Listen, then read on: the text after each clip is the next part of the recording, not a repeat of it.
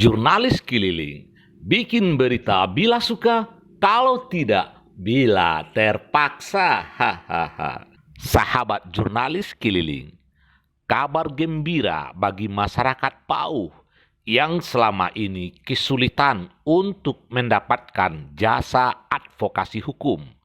Apakah yang menyangkut perkara di pengadilan agama, perkara perdata dan pidana, perkara di PT UN, atau perkara yang menyangkut hubungan kerja antara buruh dan majikan di PHI, maka sekarang LSM Meja Putih Sayu sudah mempunyai lembaga advokasi hukum, melayani mereka yang membutuhkan pendampingan, pembelaan, dan nasihat hukum dalam menghadapi sebuah perkara.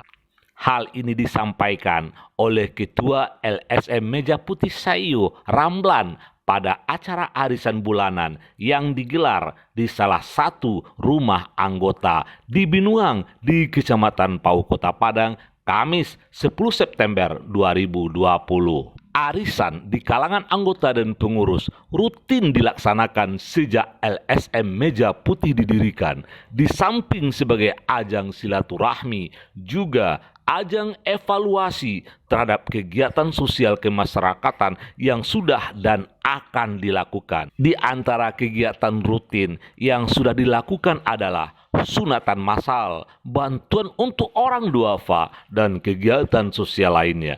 Untuk pengembangan dan penguatan program ke depan, LSM Meja Putih Sayu sedang gencar-gencarnya membangun dan menghimpun dana untuk sebuah sekretariat yang representatif, serta membentuk unit pengumpulan zakat atau UPZ yang akan menjemput dan menerima para wajib zakat.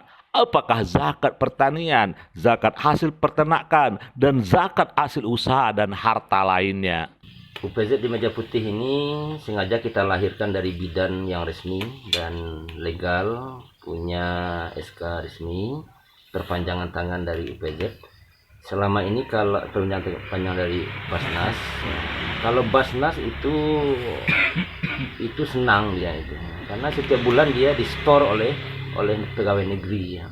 Tapi UPZ Meja Putih berkeinginan tidak lagi menjadikan objek pegawai negeri itu sebagai muzakinya, tapi siapa yang panen padi, ya, siapa yang panen ternak, siapa yang panen ini itu dan sebagainya, mereka diharapkan bisa menyalurkan zakatnya ke Meja Putih. Karena zakat berbeda dengan sedekah, zakat berbeda dengan infak, zakat berbeda dengan wakaf.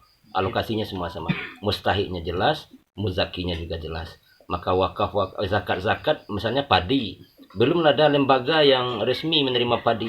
Nanti Meja Putih akan bakar karung insyaallah padi dari bentuk zakat, tidak hanya uang. Makanya nanti pendistribusiannya dalam bentuk beras dan sebagainya tidak kita belikan kepada beras, tapi Meja Putih juga punya zakat. Kemudian yang paling luar biasa adalah zakat rikas namanya. Seseorang yang mendapat hadiah dari anaknya katakanlah 10 juta, itu harus dikeluarkan 20% dari hadiah itu. Ya, karena itu menjadi kebetulan dapatnya. Termasuk juga profesi kita masing-masing ya, karena Meja Putih ini punya profesi yang banyak. Kalau dia mendapatkan transaksi uang sekian, maka dia berzakat rikas. Ramlan, Ketua LSM Meja Putih Sayu, yang juga salah seorang kepala urusan agama atau KUA di Kecamatan Koto Tangah, Kota Padang ini, selanjutnya menyampaikan, khusus untuk jasa advokasi hukum, LSM Meja Putih sudah mempunyai para pengacara handal yang sangat profesional di bidangnya dalam menangani berbagai perkara. Ruang lingkup kegiatan advokasi hukum ini tidak saja di Pauh, tapi dalam wilayah hukum NKRI. Para advokat yang akan menangani advokasi hukum ini juga adalah pengurus dan anggota dari LSM Meja Putih Sayu. Advokasi hukum ini adalah sebuah cita-cita besar dari masyarakat sesungguhnya. Bagaimana masyarakat bisa mendapatkan perlindungan hukum. Kita mungkin membatasi persoalan advokasi ini beracara di pengadilan atau ada peristiwa-peristiwa. Tapi sesungguhnya advokasi hukum yang dirancang oleh Meja Putih ini adalah untuk meliputi semua hal. Tidak ada perlindungan hukum kepada korban dan sebagainya, tetapi juga ada edukasi hukum. sebagaimana yang dikatakan oleh ketua tadi, kita butuh pengkaderan hukum sesungguhnya dan punya kecerdasan hukum. Karena kalau hal-hal hukum ini hal yang paling prinsip dalam kehidupan kita.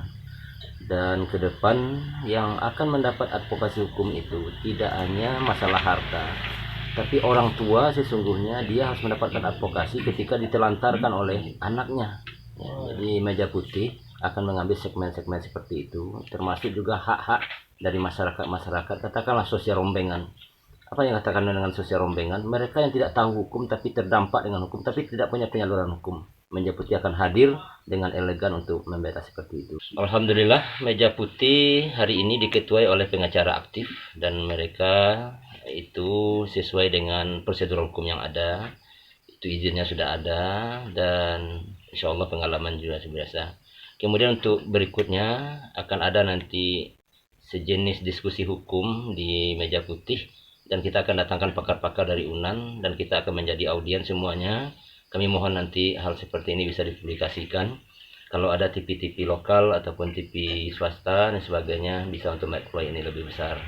Dan tidak hanya hukum positif yang akan kita kaji, tapi hukum-hukum adat ya. Karena peradilan adat sampai hari ini butuh struktur masyarakat.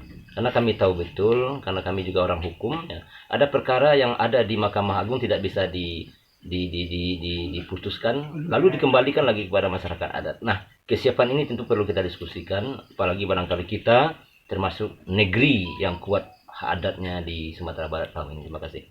Demikian kabar jurnalis keliling. Bikin berita bila suka, kalau tidak bila terpaksa. Hahaha.